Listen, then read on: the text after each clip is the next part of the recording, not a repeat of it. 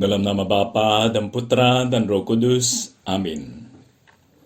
Ya Tuhanku, ya Allahku, aku sungguh percaya bahwa Engkau hadir di sini, bahwa Engkau melihatku, bahwa Engkau mendengarkan aku. Aku menyembah Dikau dengan hormat. Aku mohon ampun atas dosa-dosaku dan rahmat untuk menggunakan waktu berdoa ini dengan penuh hasil. Bunda Kaindah bernoda, Santo Yusuf, Bapa dan Tuanku, malaikat pelindungku, doakanlah aku.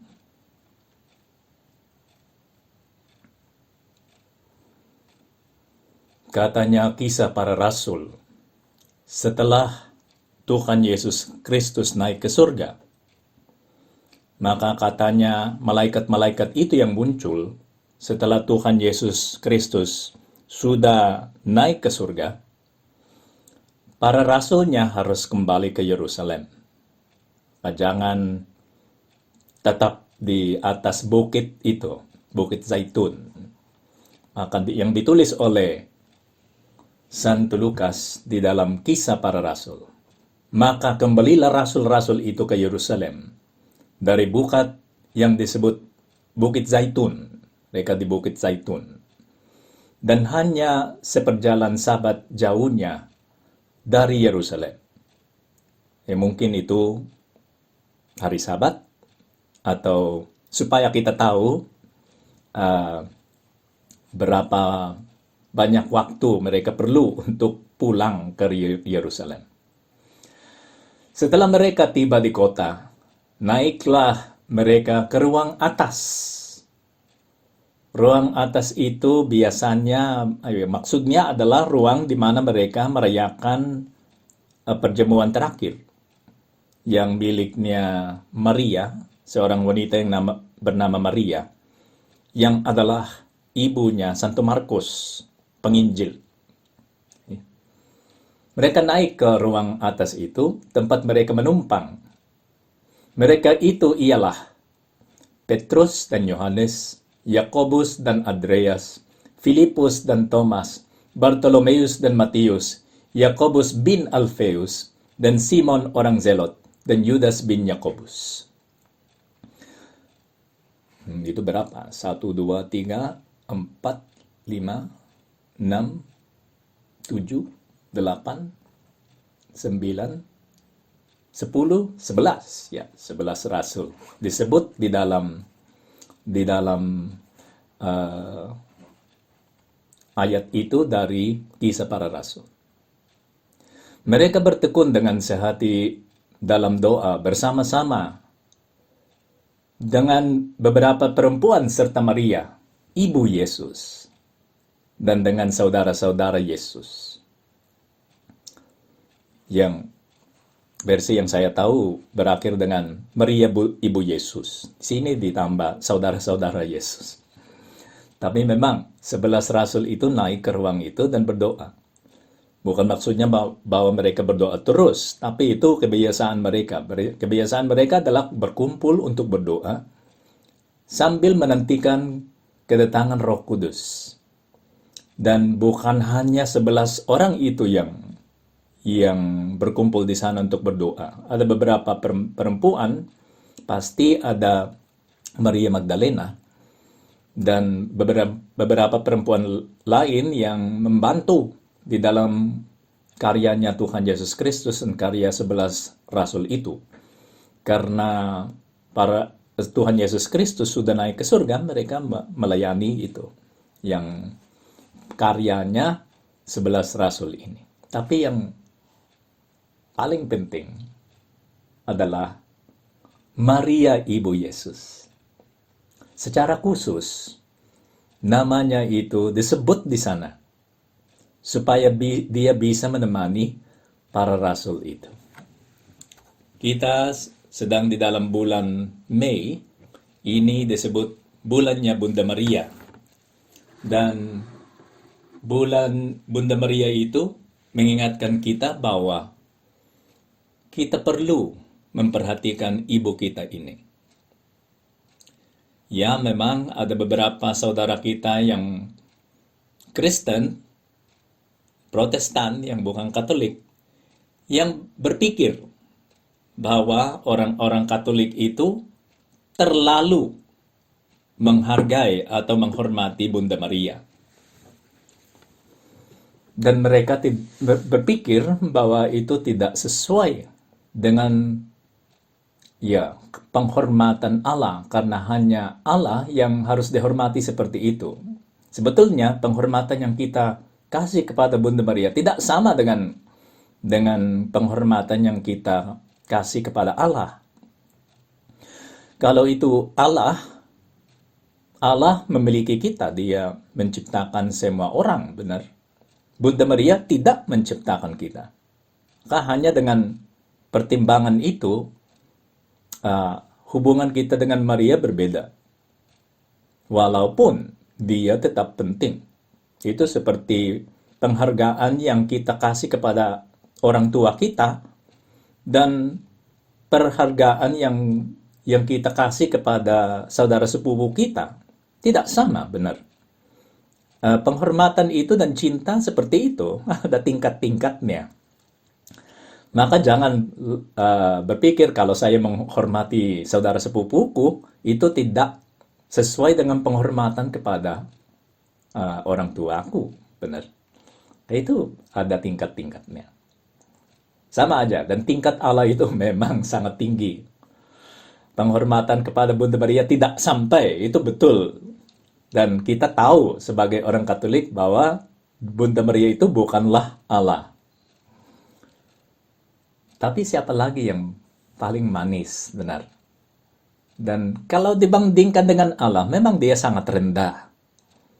Tapi kalau dibandingkan dengan orang kudus lain,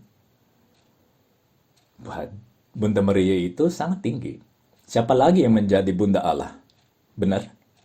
Siapa lagi yang melindungi dan merawat Tuhan Yesus Kristus? Seerat itu, kan? Dan siapa lagi yang dicintai oleh Tuhan Yesus Kristus seperti Bunda Maria? Ya, memang kita dicintai oleh Tuhan Yesus Kristus sampai menyerahkan diri bagi kita, supaya kita tidak mati di dalam neraka. Tapi siapa yang bisa datang kepada Tuhan Yesus Kristus dan mengatakan mereka tidak punya arak, anggurnya habis, katanya anggurnya habis yang ada di dalam pesta pernikahan itu. Dan Tuhan Yesus Kristus menjelaskan kepada ibunya, ibu, waktunya belum datang. Gimana? Belum datang, ibu. Ada seri tentang Tuhan Yesus Kristus, namanya seri itu The Chosen. Dan di sana mereka menempatkan itu, menunjukkan waktu Bunda Maria itu minta dari Yesus melaksanakan sesuatu, kasih solusi atas problem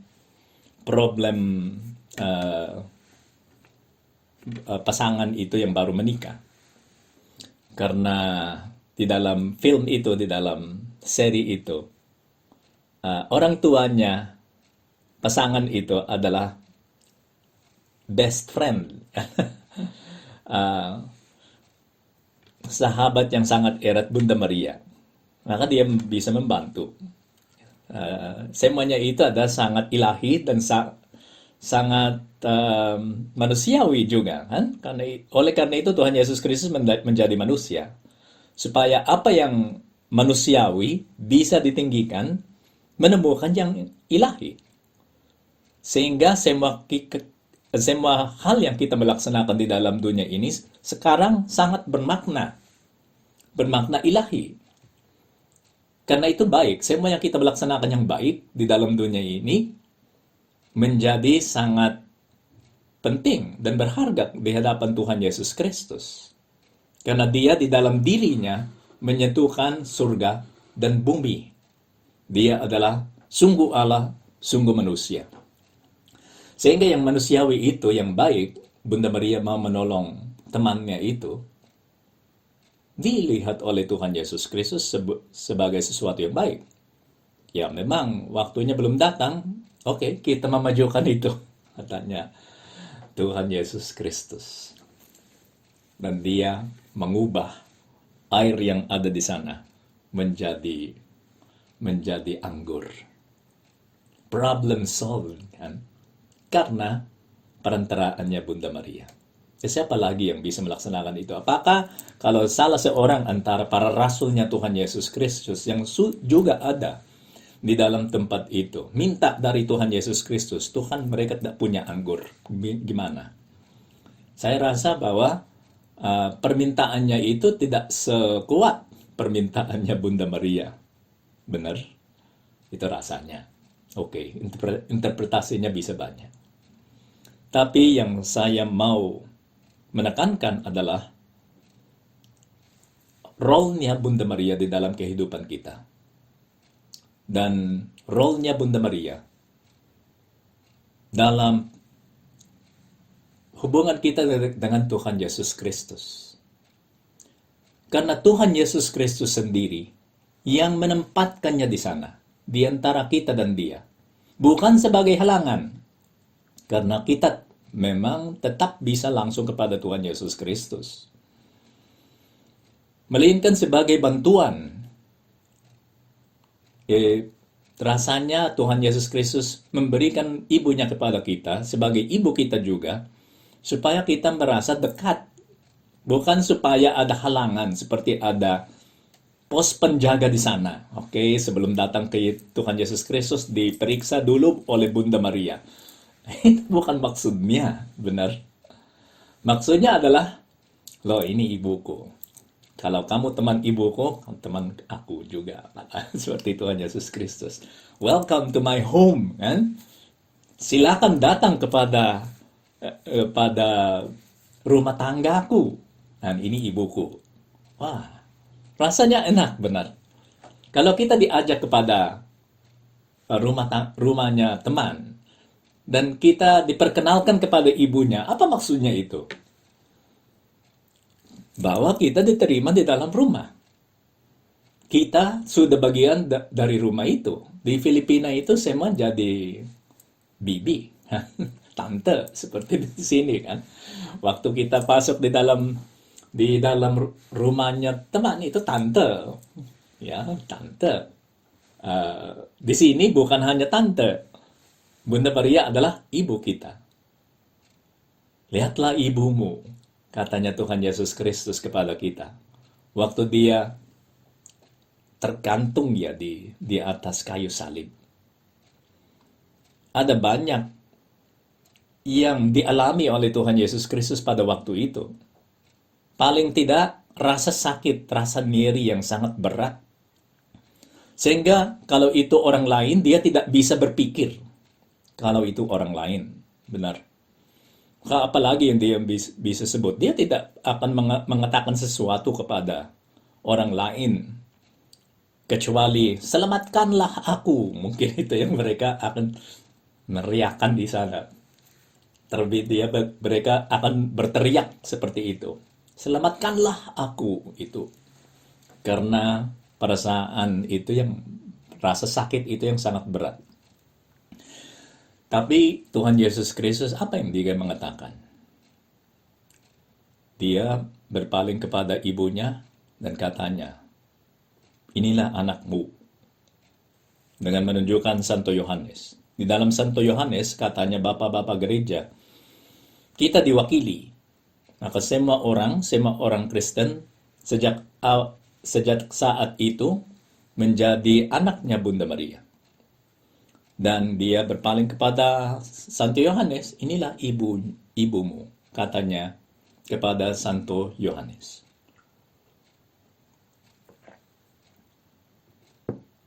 Bunda Maria adalah ibu kita. Bulan ini, di dalam Opus Dei, kami merayakan hari ulang tahun ke-50-nya kunjungan Santo Jose Maria Escrivá di Guadalupe, Mexico. Nah, apa yang dia melaksanakan di sana? Sebetulnya Santo Jose Maria tidak mau berjalan-jalan seperti itu. Kalau kita melihat kisah kisah kehidupannya itu, dia tidak bukan orang yang suka berjalan-jalan keluar karena pada waktu itu sangat mahal kan. Maka baru dia 30 seperti itu tahun baru dia ke Roma, dan orang lain sebelum dia sudah pernah ke Roma, dan Santo Jose Maria itu belum pernah ke Holy Land, ke Yerusalem. Ya karena itu mahal. Kan. Hanya Beatus Alvaro del Portillo pernah ke sana waktu dia umur berapa? 80. Diberikan kepada dia sebagai hadiah hari ulang tahunnya itu ke 80. Baru pertama kali dia ke Yerusalem. Beatus Alvaro del Portillo. Nah, yang keduanya itu tidak berjalan-jalan banyak. Hanya kalau ada kepentingan. Dan kenapa Santo Jose Maria itu ke Guadalupe pada tahun 1970? Karena dia punya banyak intensi. Dia sudah mengunjungi semua gereja Bunda Maria dan tempat caranya Bunda Maria yang ada di Eropa, yang bisa disampai dengan naik mobil aja. Dia coba berdoa di sini, berdoa di sana. Dia percaya kepada Bunda Maria. Hanya ya sudah lama tidak dikabulkan yang dia minta. Itu yang peresmiannya, kanoniknya Opus Dei sebagai prelator personal. Dia mendoakan itu terus. Dan juga dia mendoakan gereja Katolik. Karena pada waktu itu ada banyak hal yang harus dipertimbangkan, dipikirkan di dalam gereja Katolik. Nah, dengan hati yang penuh dengan intensi-intensi itu, dia diajak ke Guadalupe, tempat jaranya Bunda Maria di Meksiko. Dan suatu hari dia berpikir, karena sudah lama dia berdoa kepada Bunda Maria di banyak tempatnya. Akhirnya dia mengatakan, aku ke Guadalupe. Ayo, Alvaro, kita ke Guadalupe. Nah, orang-orang Opus Dei di Meksiko pada waktu itu senang sekali. Senang sekali karena itu pertama kali mereka akan melihat Santo Jose Maria sendiri. Wah, excited semuanya. Dan dia datang, dia langsung ke gerejanya Bunda Maria, ke tempat caranya. Ceritanya itu Bunda Maria di Guadalupe indah sekali. Itu terjadi waktu evangelisasinya Meksiko itu baru mulai. Memang sudah ada orang-orang Katolik antara penduduk aslinya Meksiko pada waktu itu, tapi sedikit. Nah, ada seorang petani, namanya itu Juan Diego. Dan suatu hari dia berjalan ke misa. Rumahnya di luar kota, karena dia petani, kan? Dan dia berjalan ke kota untuk ikut misa. Karena dia memang orang yang sangat baik. Dia ikut misa.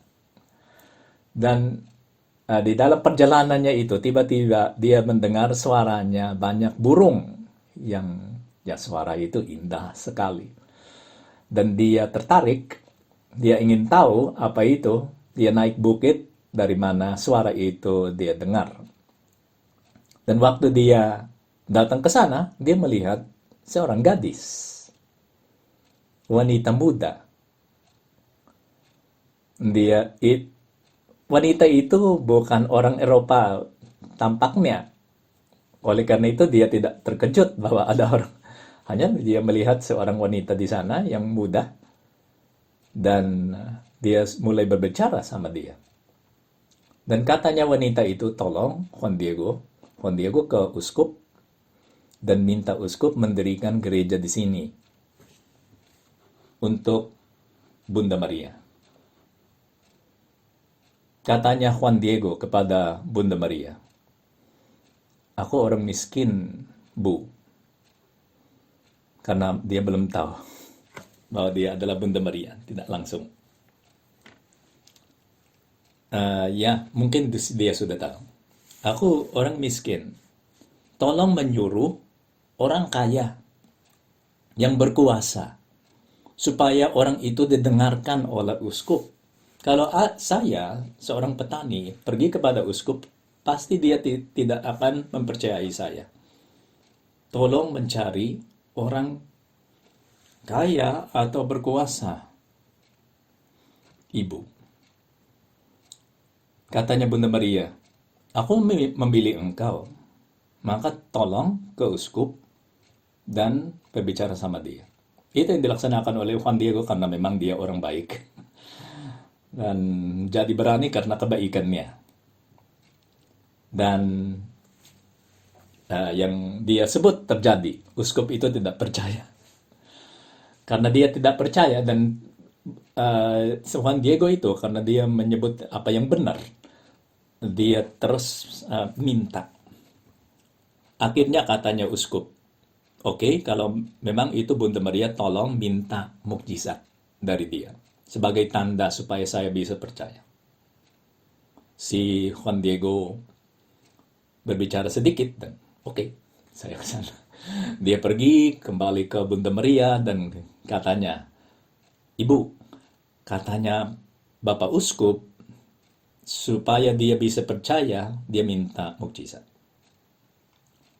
Dan Bunda Maria mengatakan, "Oke, besok tolong datang ke sini untuk mukjizatnya." Begitu saja ya.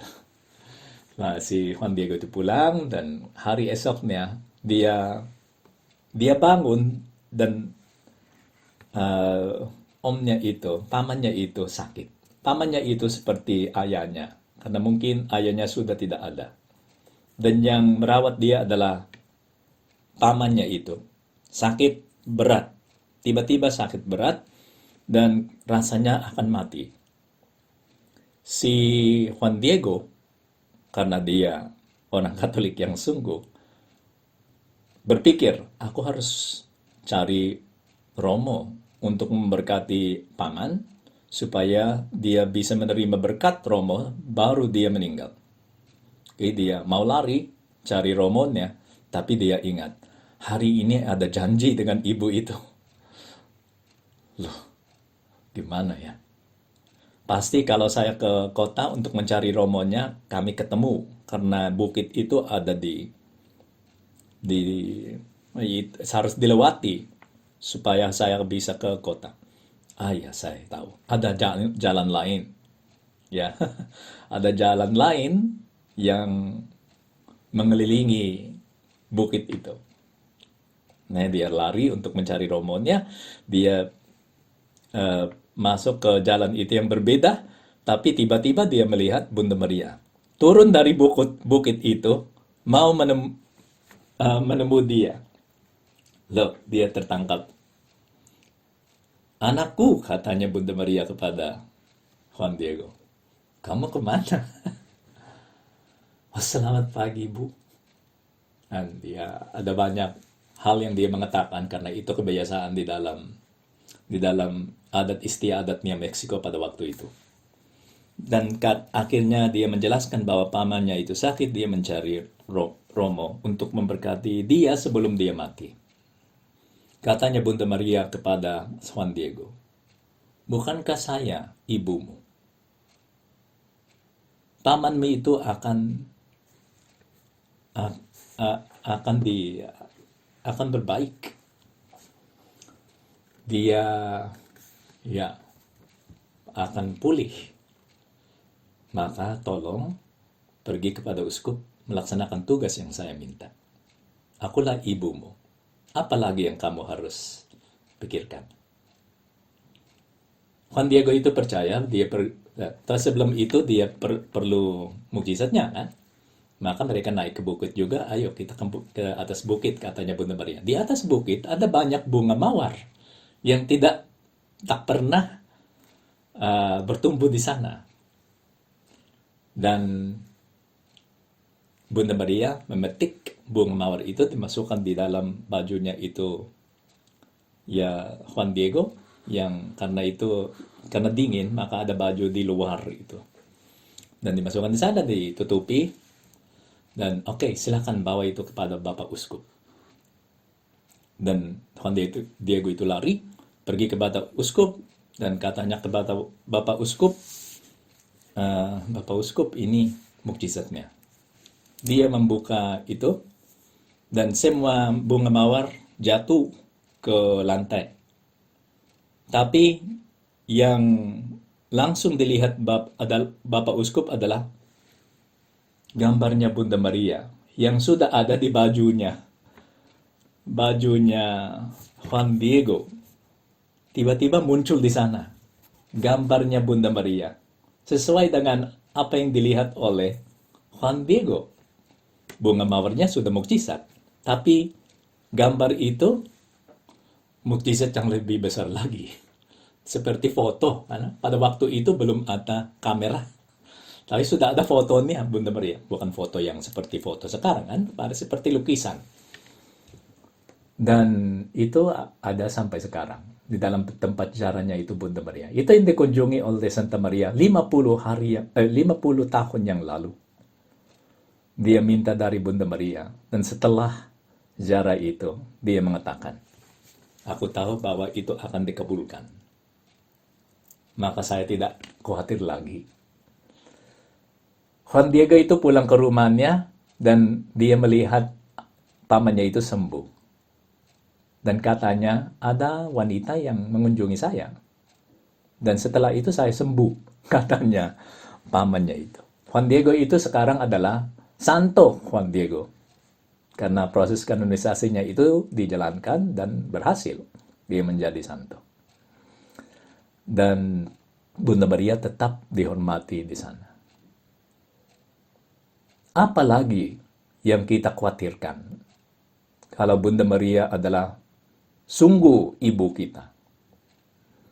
Siapa lagi yang menolak penawaran itu dari Tuhan Yesus Kristus? Inilah ibumu. Tawaran yang sangat baik dan dari orang yang sangat bisa dipercaya. Kita harus tanya diri, apakah saya sungguh mencintai Bunda Maria? Apakah saya menghargai hadiah itu yang sangat besar yang diberikan kepada kita oleh Tuhan Yesus Kristus sendiri? Kami pergi kepadamu Bunda Maria. Lindungilah kami supaya kami bisa menjadi anak yang baik kepadamu, anak yang baik kepada Allah Bapa, saudara yang baik kepada Tuhan Yesus Kristus,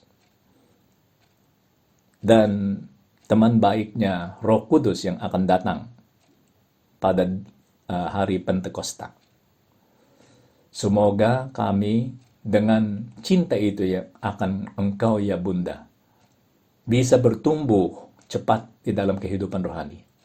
Sebagaimana banyak orang seperti Bapak-Bapak Paus itu yang terakhir, semuanya itu mencintai Bunda Maria. Oleh karena itu semuanya itu orang kudus, benar. Dianggap kudus, termasuk Bapak Paus kita sekarang kan. Maka marilah kita mengikuti teladan mereka dengan mencintai Bunda Maria. Dan kami pergi kepadamu Bunda Maria. Kami minta bantuanmu supaya kami sungguh menjadi orang yang kudus.